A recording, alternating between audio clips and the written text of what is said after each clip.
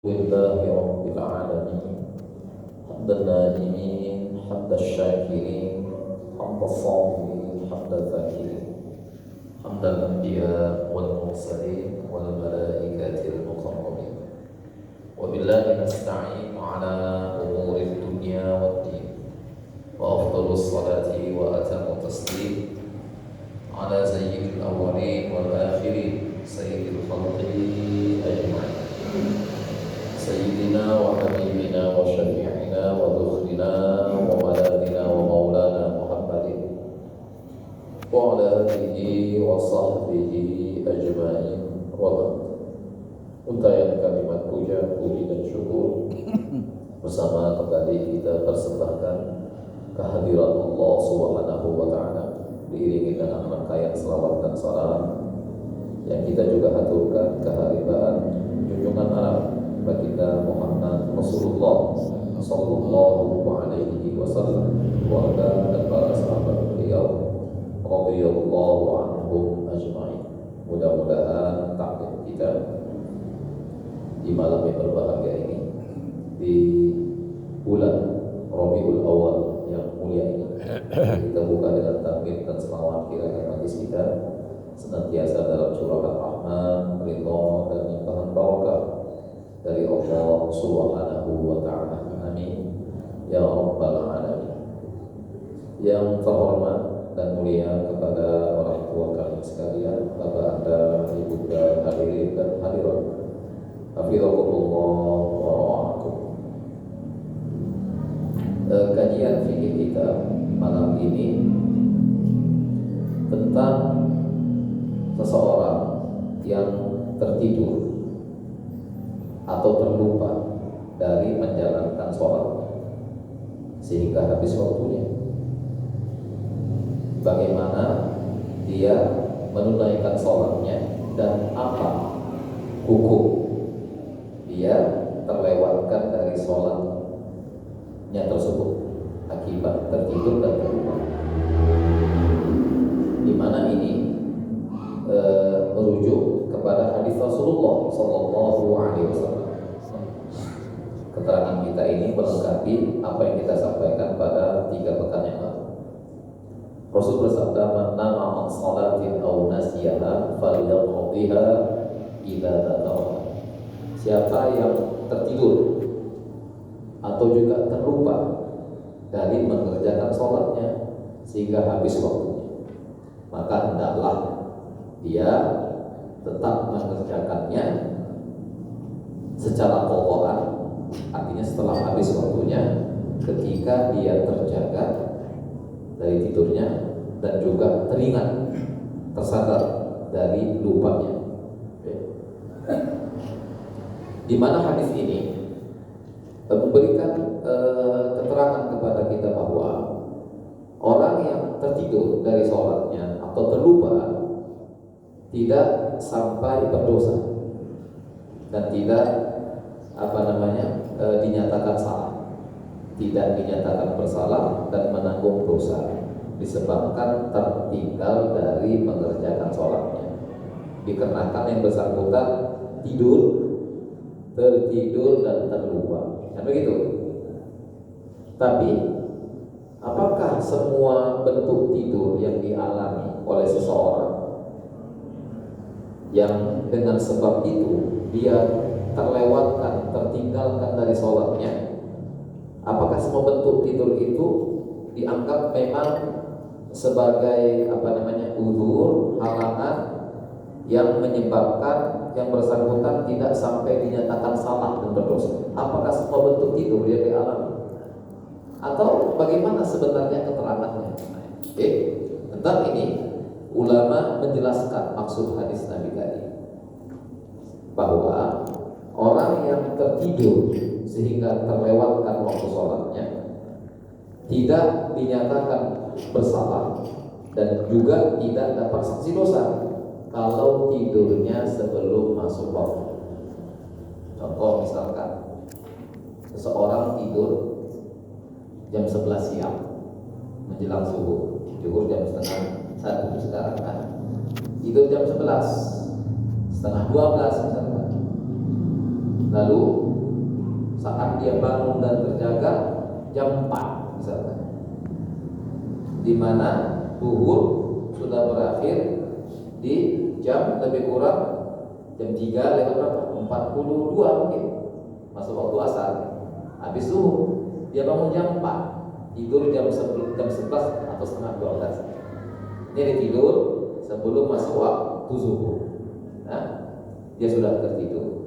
Nah, bangunnya ketika saat asar tiba. Berarti apa?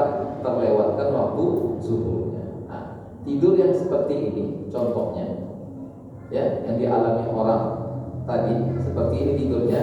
Ini tidur yang diistilahkan ulama fikih dengan uzur syar'i. Tidur tersebut menjadi halangan bagi yang bersangkutan, ya, untuk dapat mengerjakan sholatnya. Dengan sebab tertidur yang dia alami, dia tidak dinyatakan bersalah dan tidak divonis berdosa. Tidur yang seperti itu. Tapi betul-betul tidur, ya, memang tidurnya jam setengah 12, kemudian bangunnya jam 4. Jangan gini, tidur jam 11, jam 1 bangun dia, tengoknya HP, belum ada WA, tidur dia baca, kan gitu. Begitu tak bisa lah, tak jadilah. Ini tidur betul-betul tak sadar dia. Ketika zuhur tiba itu dia tak sadar sampai habis zuhurnya. Kalau sempat dia sadar, kalau jam 1 nih, oh ya 5 menit, habis itu tidur bantinya lagi, bangun pula lagi jam setengah 3, tidur. Kalau itu berdosa lah. Nah, ini memang tidur jam 11 bangun jam 4. Nah, yang begitulah yang dinyatakan, ya, tidurnya sebagai udzur syar'i. Yang kalau seperti itu dialami, maka yang mengalaminya tidak dinyatakan bersalah serta tidak divonis berdosa.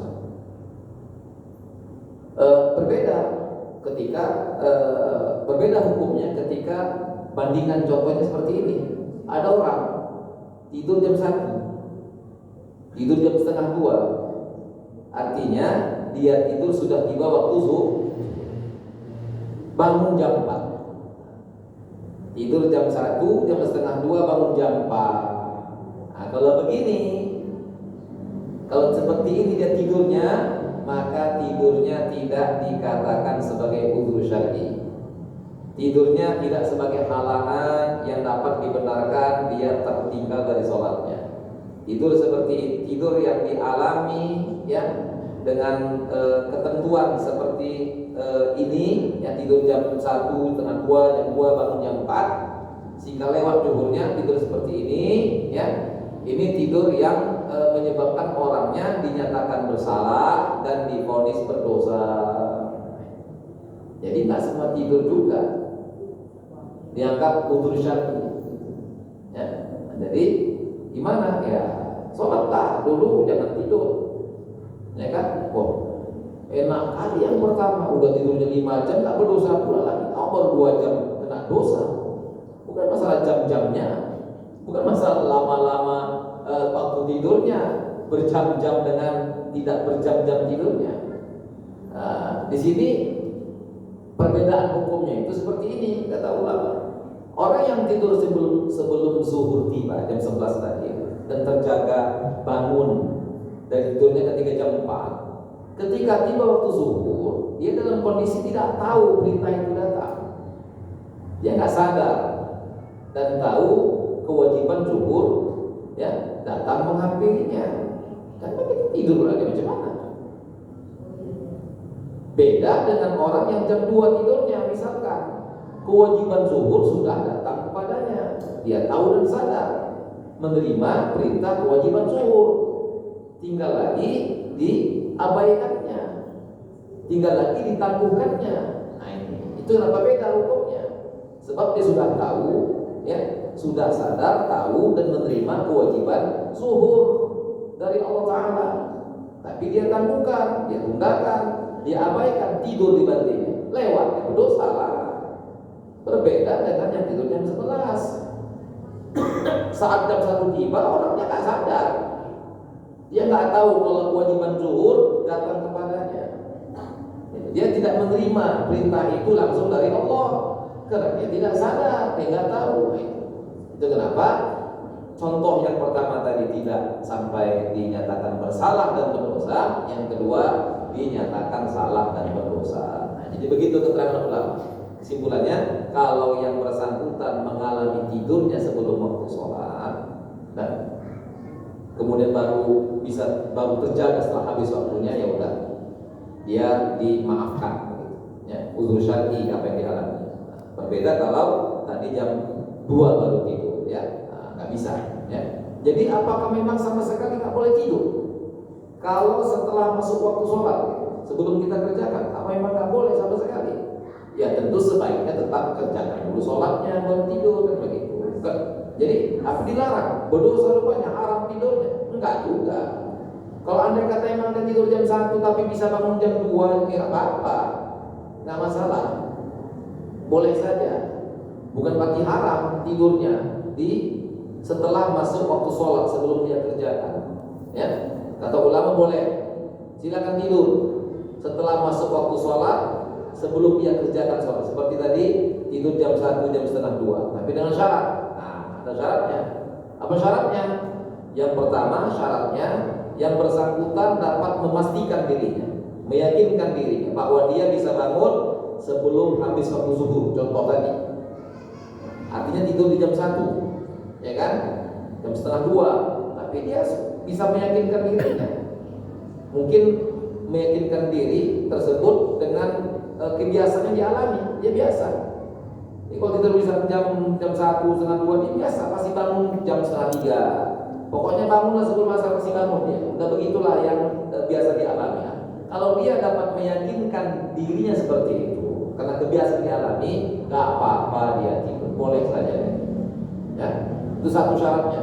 Atau yang kedua, kalau andai kata dia nggak yakin dengan dirinya bisa bangun sebelum habis waktu zuhur sebagai contoh kasus tadi, dia boleh tetap dibolehkan tetap untuk tidur sebelum mengerjakan sholatnya dengan cara dia pesan, ingatkan kepada seorang untuk membangunkannya sebelum berakhir waktu zuhurnya, sebagai contoh zuhur tadi kita. Ya, nah, nggak apa-apa, ingatkan sama keluarga lah, siapa di rumah kalau kita tidur kan, sama suami, sama istri, sama anak, tolong bangunkan, mak belum sholat ini.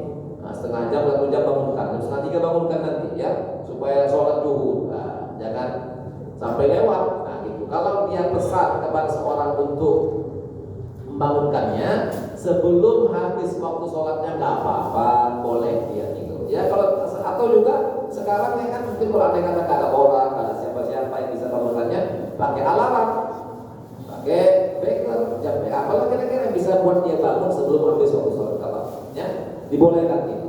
Nah, memang boleh. Contoh misalkan tadi sholat zuhur jam setengah 3 kan boleh saja, nggak apa-apa kan. Sholat zuhur jam setengah 3 kan boleh, ya kan. Zuhur asar jam 5 kan boleh. Memang masih waktunya kan begitu, ya kan. Walaupun tidaklah afdolnya ya sholat di awal waktu. Ya, tentu tidaklah sama nilai orang yang sholat misalkan zuhurnya di jam 1 dengan zuhurnya di jam 3. Ya beda lah nilainya, tapi sama-sama artinya dibenarkan. Boleh saja seorang zuhur jam 3. Tapi begini, tentang seseorang yang menangguhkan sholatnya sampai kepada waktu, ya, semisal zuhur tadi ke jam setengah 3, jam 3 itu, hendaknya yang menyebabkan dia menangguhkannya itu adanya urusan-urusan kepentingan yang baik-baik, yang positif gitu. Yang mungkin seorang ibu rumah tangga, ya, wajar rasanya setelah setengah harian penuh gak rehat dari kegiatannya, baru bisa berhenti dari tugas-tugas, ya, dalam rumah tangga, atau juga mungkin sampai keluar rumah setelah jam 1 misalkan, ya kan? Jam 4 udah bangun, ya kan? Dengan qiyamul lailnya menjelang subuh, lalu habis subuh langsung beraktivitas, ya kan? Mencuci lah, memasak lah, belanja lah, siap semuanya jam 1. Ini boleh paksa sholat layang-layang ya. Ini mesti digolekkan sebentar. Nah, tidur jadinya jam 1, ya nggak apa-apa, oke saja, ya. Nah, tapi tetap sholat di awal waktu lebih utama dan afdal. ya.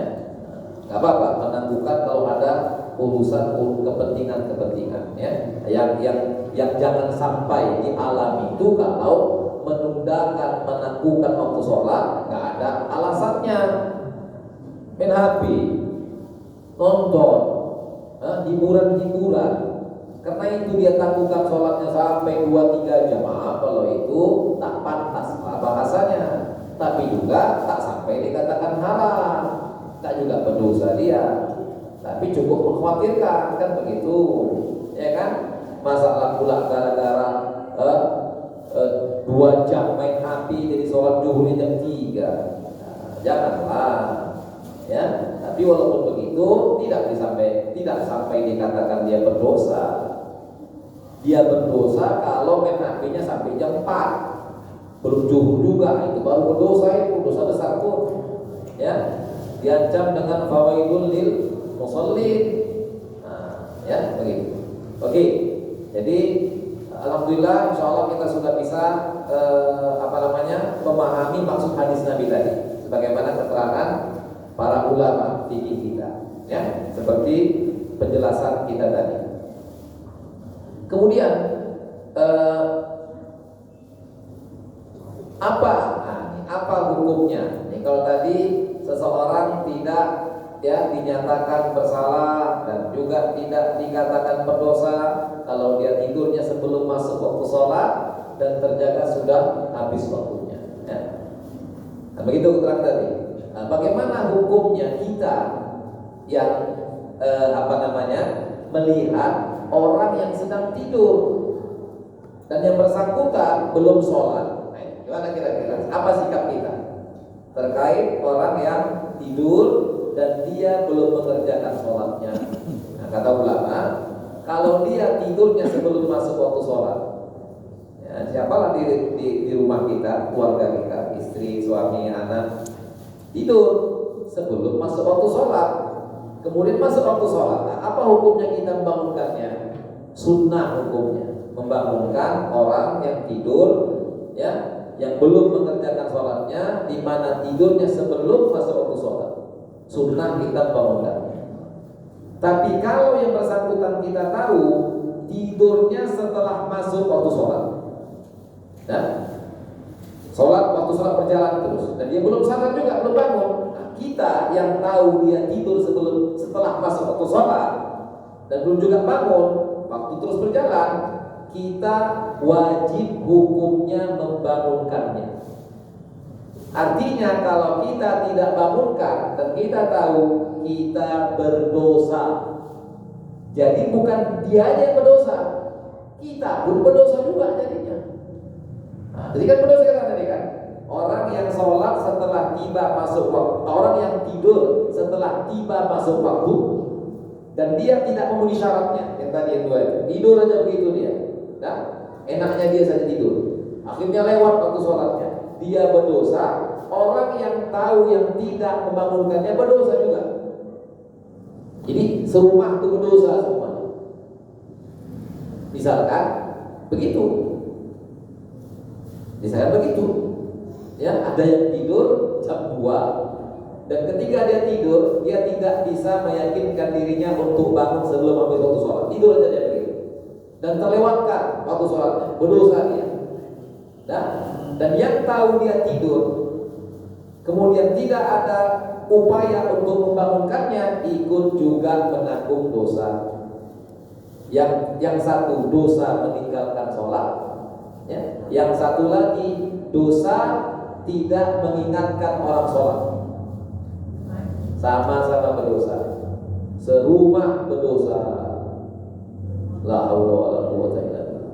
Oke, nah, jadi kita mesti punya perhatian, ya, kepada siapa saja kaum muslimin yang kita tahu dalam hal ini, terlebih lagi keluarga kita, kan begitu. Jadi kalau tidur saja kita nggak bangunkan sehingga dia bisa terlewatkan dari kewajiban sholatnya, kita bisa berdosa. Kira-kira gimana pula lah di tengah keluarga kita ada yang tak sholat berbulan-bulan, bertahun-tahun. Semua kira-kira. Nah, yang tidur tadi saja pun kita ikut berdosa gara-gara kita tidak mengingatkannya, membangunkannya untuk sholat, sehingga lewat waktu sholat dia berdosa, kita berdosa. Tapi udahlah, itu kan tidur bahasa kita. Ini orangnya jaga ini, nggak sedang tidur, dan dia sudah biasa nggak sholat. Kira-kira gimana kita yang tahu itu? Nah, mohon maaf bahasanya, serumah sama-sama numpuk dosa.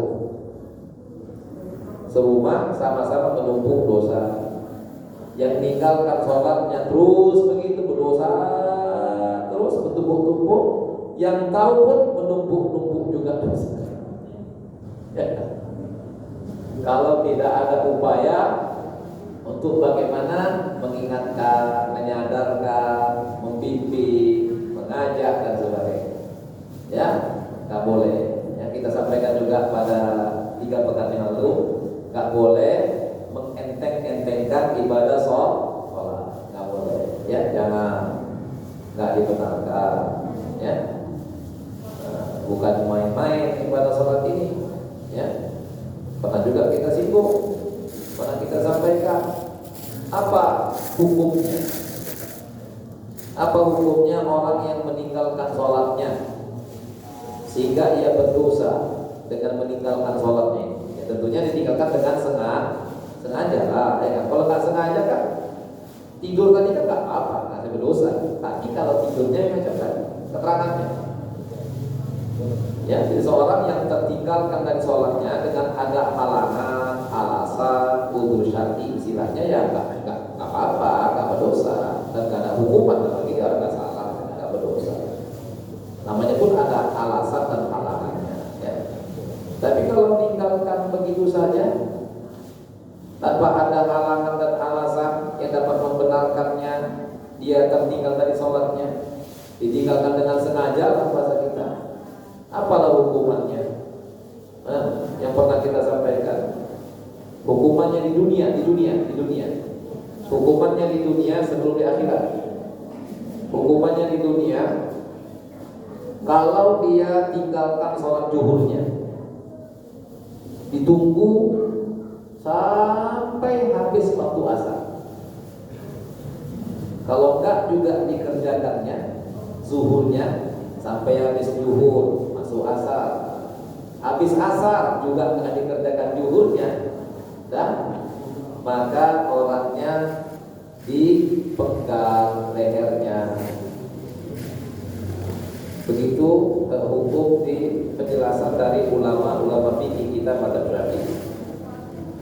Begitu juga kalau andai kata dia tinggalkan sholat maghribnya, ditengok dulu, ditangguhkan hukumnya, ya, biar ditengok dulu, mungkin dikerjakannya nanti sebentar lagi.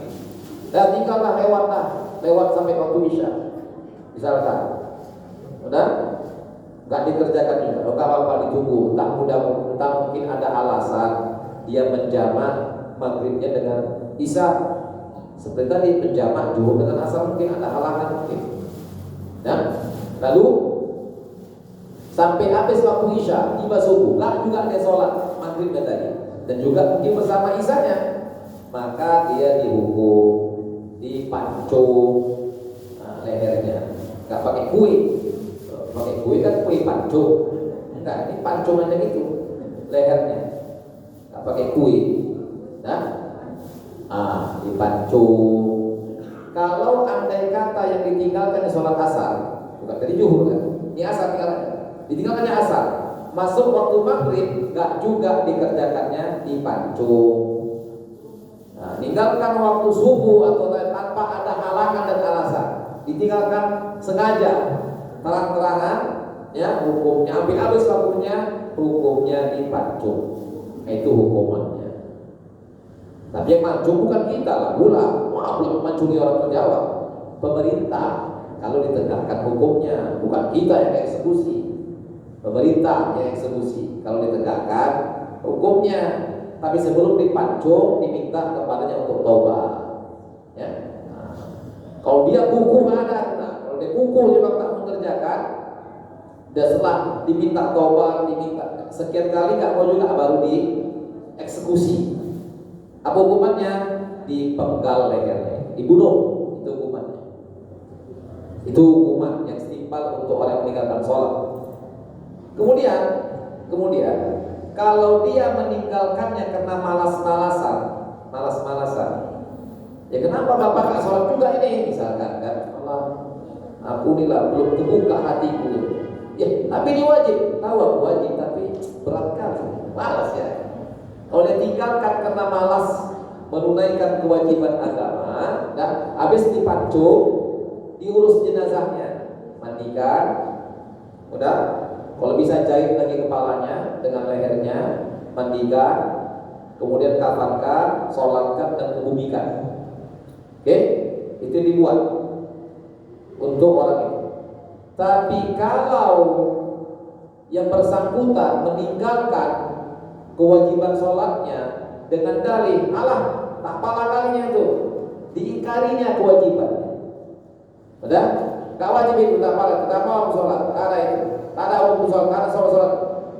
Kalau begitu dia meninggalkan sholatnya, mengingkari kewajibannya, mengingkari perintah Tuhan sebagai satu kewajiban pada. Kalau begitu, dipancung lehernya dan dibiarkan jenazahnya. Jangan dimandikan, jangan dikafankan, dan jangan disolatkan. Dan tidak boleh dikuburkan di pekuburan orang Islam. Karena dengan dia mengingkari kewajibannya, statusnya sudah jadi orang kafir, murtad keluar Islam. Sehingga tidak diperlakukan jenazahnya seperti jenazah orang Islam. Biarkan begitu. Biarkan jasadnya begitu saja. Kalau mau ditanam, tanam. Nggak ditanam pun nggak apa-apa. Jadi di mana? Kasih aja buaya misalkan. Bawa ke asap kumbang, kasihkan buaya. Nggak apa-apa. Kenapa? Karena jasadnya jasad orang kafir.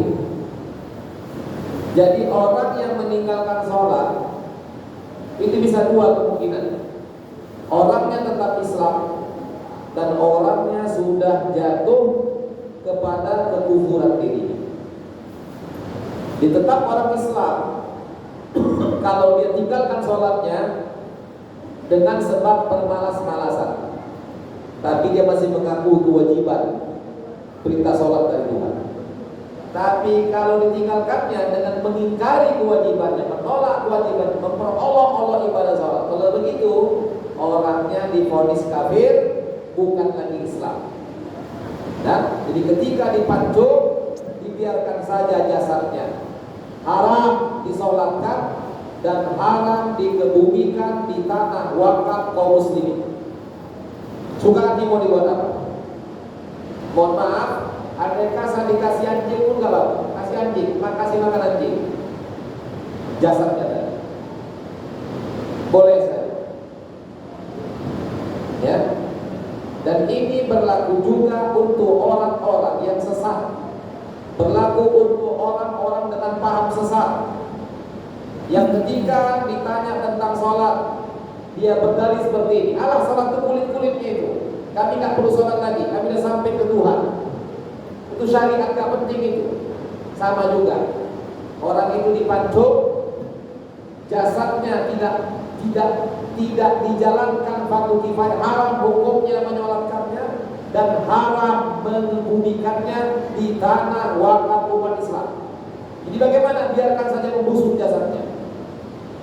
Ada? Kasih makan anjing aja boleh, tak apa-apa.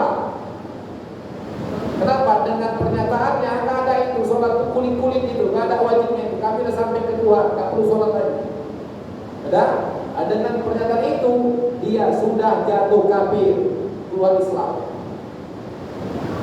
Dan itu banyak dialami oleh orang-orang yang katanya berkecimpung dalam tarekat-tarekat pesuruhan. Bukan tarekatnya salah, tapi memang tarekat orang itu menyimpang. Sehingga seperti itu mereka menyikapi tentang kewajiban seperti sholat. Sama saja macam yang kedua tadi, sama-sama mengingkari kewajibannya. Jadi dengan mengingkari kewajiban sholat, maka yang bersangkutan divonis sudah bukan muslim lagi. Kalau bukan muslim berarti orang kafir. Orang kafir tidak dijalankan fardu kifayah kepadanya. Haram mensolatkan dan haram mengebumikan di kuburan umat Islam. Kalau mau ditanam di tempat lain tanam, tak apa-apa, silakan. Ya, ada itu. Jadi kalau inilah hukum ya dalam kajian fikih mazhab Syafi'i di kita. Kalau Imam Abu Hanifah lain lagi. Imam Abu Hanifah orangnya ditahan, nggak dipotong lehernya, ditahan, disuruh tobat. Kalau nggak mau tobat, ya kan ditangguhkan mungkin 1-2 hari. Nggak mau juga tobat, udah dibiarkan saja dalam tahanan, tidak dikasih makan dan dikasih minum. Ujung-ujungnya mampus juga, mati juga ujungnya. Selama dia tidak mau tobat, tetap ditahan dan dibiarkan begitu saja, tanpa makan dan minum. Saya rasa hari keempat nyerah ya kan? Tobat tadi ya minta maaf, minta ampun. Kalau emang tobat, dibalikkan lagi kepada diri, diterima dan diawasi, diamati, dilihat bagaimana dia dengan tobatnya. Begitu menurut Imam Abu Hanifah. Tapi apapun ceritanya, tetap saja diancam dengan kematian. Tinggal lagi kalau Syafi'i langsung penggal lehernya. Kalau Hanafi, dibunuh pelan-pelan dengan ditahan dan tidak dikasih makan. Nah, itu kalau itulah hukuman yang dianggap setimpal untuk orang yang tidak sholat, meninggalkannya dengan sengaja, kira-kira apa hukumannya di akhirat nanti? Kira-kira kalau itulah hukuman yang setimpal di dunia bagi dia dalam syariat agama, kira-kira apalagi hukuman yang menantinya di akhirat dengan adanya neraka jahanam milik Allah Ta'ala?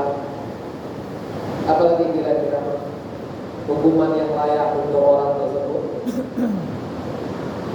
Gak bisa dibayangkan, ya, gak bisa dibayangkan. Cukuplah Allah ketika bertanya kepada orang kafir, masalakakum fi saqar, apa yang menyebabkanmu terjerumus sehingga jadi penghuni neraka saqar? Apa jawaban mereka? Qalu lam naku minal musallin.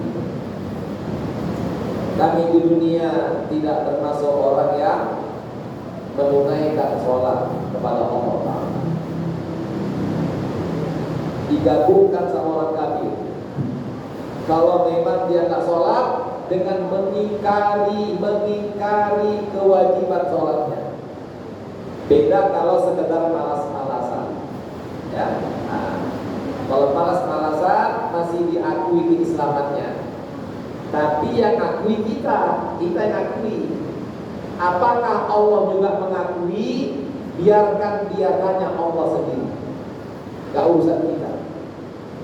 Urusan kita di dunia sama dia, kita tetap mengakui keislamannya dan kita urus jenazahnya. Kalau tidak, kita pun berdosa juga. Andai kata nih ada orang yang gak sholat tadi, dipotong lehernya, lalu sekampung biarkan aja itu, gak usah kita. Padahal dia tidak mengingkari kewajiban sholat, dia masih akui, cuma dia malas mengerjakannya. Dihukum dia. Lu ada, lalu sekampung gak peduli dengan jenazahnya, gak diurus, lalu sekampung berdosa besar. Tetap wajib diurus jenazah, tetap dilaksanakan fardu kifayah, karena dia matinya tetap dengan status muslim, tidak wajib diurus jenazah. Nah gitu. Tapi ya silakanlah yang mau urus saja lah, kan fardu kifayah. Andai kata ada satu orang yang mengurus, yang lain gak apa-apa, gak ikut. Yang penting ada yang ngurus, fardu kifayah. Dengan ada yang ngurus, yang lain gugur. Perintah wajib untuk itu. Jadi biarkan aja keluarganya ngurus, tak usah kita ikut-ikutan. Dengan keluarganya ngurus jenazahnya udah kita lepas. Kenapa? Karena fardu kifayah. Begitu. Nah, jadi itu ya yang dinyatakan ya dalam syariat kita sebagai hukuman bagi orang yang meninggalkan sholatnya. Jadi kalau itulah yang pantas untuknya sebagai hukuman di dunia, kita tidak akan bisa bayangkan bagaimana pula hukuman di akhirat dengan adanya neraka Allah Ta'ala. Ya, jadi mari kita jaga sholat ini dengan sebaik-baiknya. Ya, jaga dengan sebaik-baiknya. Bayangkan seorang Nabi Allah saja, seorang Rasulullah yang mulia, pilihan di antara Rasulullah berdoa kepada Tuhannya, Rabbi ja'alni muqimas shalah wa min dzurriyyati Rabbana wa taqabbal du'a. Nabi Ibrahim berdoa seperti itu, ya Allah, jadikanlah aku sebagai orang yang senantiasa bisa menegakkan sholatnya. Begitu juga jadikan keluargaku seperti itu. Jadi kalau Nabi saja takut kepada Allah dengan dirinya dan keluarganya, khawatir kalau tidak dapat menjaga, memelihara ibadah sholat ini, Nabi-nya takut, sehingga mohon doa itu kepada Allah Ta'ala. Lalu kita ini cemana kira-kira? Apa tak perlu takut? Apa tak perlu cemas? Apakah ambil penting? Apakah berdoa memohon kelas kepada Tuhan? Nah, untuk kiranya kita insya Allah tetap bisa menjaga ibadah dan kewajiban sholat ini sampai akhir hayat kita. Ya, jadi jangan dienteng-entengkan. Ya, macam mana caranya ambil berat urusan sholat ini? Macam mana ambil berat untuk kita yang laki-laki, khususnya bapak anda sekalian saya muliakan, Allah SWT. Untuk kita yang laki-laki, kapan tiba waktu sholat, dengar kumandang azan, datangi tempat azan, sholat berjemaah di masjid. Itu pesan kita bersama untuk kita yang laki-laki. Ya, upayakan begitu. Upayakan begitu. Insya Allah yang istiqomah dengan menjunjung perintah sholat di awal waktu berjemaah di mana saja kumandang azan, di masjid-masjid dia datangi. Insya Allah mudah-mudahan bisa rutin seperti itu. Udah 40 hari, tambah lagi 100 hari, setahun. Mudah-mudahan Allah ringankan kita menjaga sholat tetap seperti itu sampai mati. Insya Allah. Ibu-ibu juga begitu. Tiba waktu sholat, tinggalkan urusan yang lain. Kalau memang tidak sepenting, tidak urgen penting, ya, yang sifatnya memang tidak bisa ditinggalkan. Kalau memang urgen penting, gak bisa ditinggal, silakanlah tunaikan dulu. Tapi tetap ingat dengan sholat kita. Selesai langsung ingat sholat, langsung kerjakan sholat. Tapi kalau tak pala penting, ya kan? Kalau tak pala urgen, apa contohnya? Nonton sinetron. Nah, kalau begitu tinggalkan semuanya, langsung sholat. Nah, begitu cara kita belajar mengambil berat dalam arti menjaga perintah kewajiban sholat dari Allah Ta'ala. Mudah-mudahan kalau seperti itu kita istiqomah, insya Allah sampai mati Allah jagakan sholat kita untuk kita. Dan kalau insya Allah kita bisa jaga sholat kita karena Allah mudahkan kita menjaganya, insya Allah mudah-mudahan setelah kita mati nanti sholat kita yang menjaga kita. Untuk sholat menuntun kita, menghantarkan kita ke hadirat Allah Subhanahu wa Ta'ala. Amin ya rabbal alamin. Ya. Nah, yang tadi kita sekali ini buat untuk diri kita dan buatkan juga untuk keluarga kita. Jangan kita saja. Karena kita masuk ke surga dan berlindung kepada Allah dari neraka itu bukan sendirian, tapi bersama dengan semua keluarga kita.